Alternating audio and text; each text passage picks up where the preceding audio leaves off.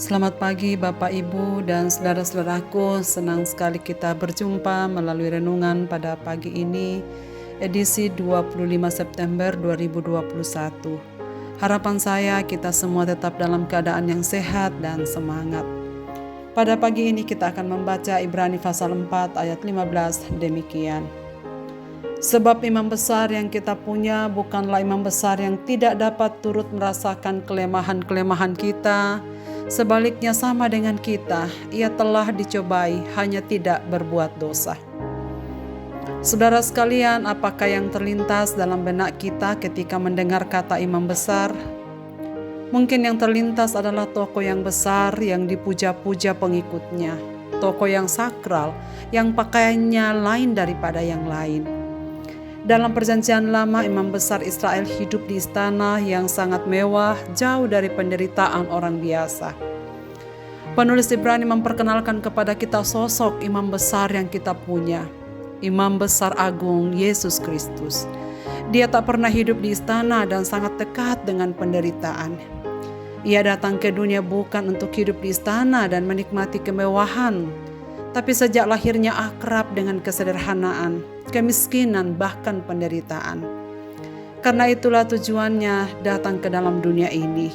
Dia dibesarkan sebagai anak tukang kayu, dulu biasa bekerja, berjalan kaki bukan naik kuda, kebesaran atau kereta mewah.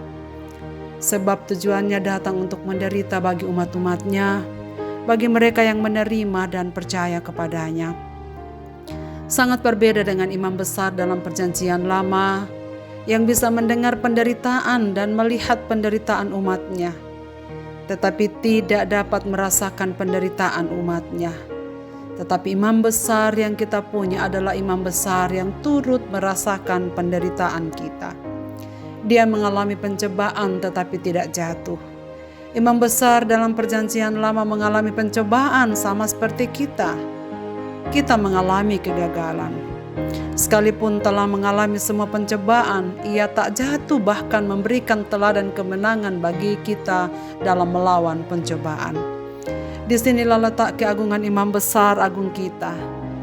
Adalah karena telah mengalami semua pencobaan, kesakitan, kesedihan, pengkhianatan, dan penderitaan yang amat sangat, khususnya di Taman Getsemani dan Golgota.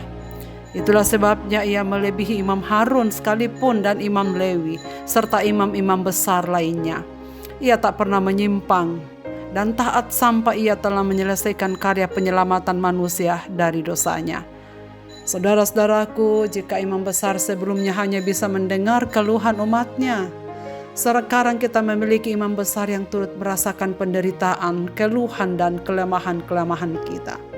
Karena itulah selanjutnya penulis Ibrani dalam ayat 16 mengatakan, sebab itu marilah kita dengan penuh keberanian menghampiri tahta kasih karunia, supaya kita menerima rahmat dan menemukan kasih karunia untuk mendapat pertolongan kita pada waktunya.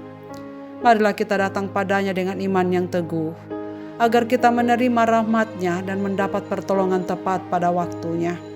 Hal ini sangat menguatkan dan menghibur kita di tengah-tengah pergumulan hidup ini, keterbatasan dan kelemahan kita.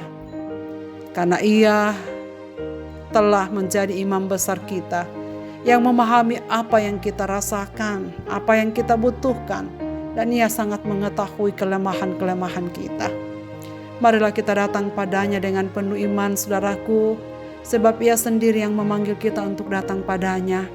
Marilah kepadaku, hai kamu yang letih lesu, aku akan memberikan kelegaan kepadamu.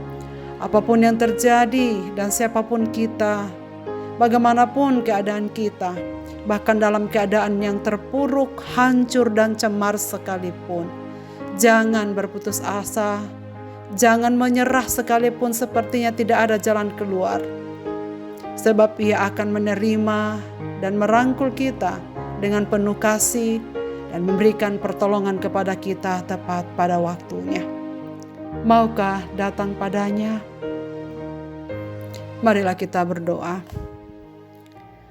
Bapa di sorga, Bapa dalam nama Tuhan Yesus, kami bersyukur kepadamu pada pagi ini, sebab firman-Mu ini sangat menguatkan dan menghiburkan kami. Kami tidak sendiri. Tetapi kami memiliki imam besar agung, yaitu Tuhan kami Yesus Kristus. Ia mau datang ke dalam dunia ini supaya dapat merasakan penderitaan-penderitaan, kelemahan, dan kecemaran hidup kami. Terima kasih ya Bapa untuk kasih-Mu yang luar biasa ini. Dan dasar inilah ya Tuhan kami datang kepadamu untuk membawa segala pergumulan hidup kami. Seluruh pendengar renungan pagi ini, Engkau mengenali mereka ya Bapa. Engkau tahu apa yang mereka butuhkan.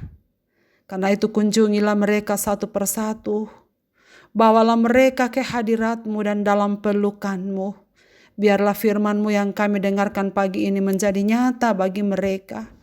Supaya kami semua memperoleh jalan keluar dari segala pergumulan kami. Sebab padamu ada pengampunan. Padamu ada jalan keluar. Dan padamu ada cinta kasih. Terima kasih banyak ya Bapa di sorga. Kami serahkan hidup kami selanjutnya dalam tangan pimpinan-Mu. Semua umat-umat-Mu dimanapun mereka berada yang mendengarkan firman-Mu pagi ini. Kami datang kepadamu bersama-sama. Memohon belas kasih-Mu. Biarlah apa yang Engkau janjikan pada kami akan sungguh-sungguh kami alami di hari-hari yang akan datang. Terima kasih Bapa, dengarlah doa kami pagi ini. Di dalam nama Yesus Kristus Tuhan dan Juru Selamat kami berseru kepadamu. Amin. Selamat beraktivitas Bapak Ibu dan saudara-saudaraku. Tuhan Yesus memberkati kita dengan firman ini. Amin.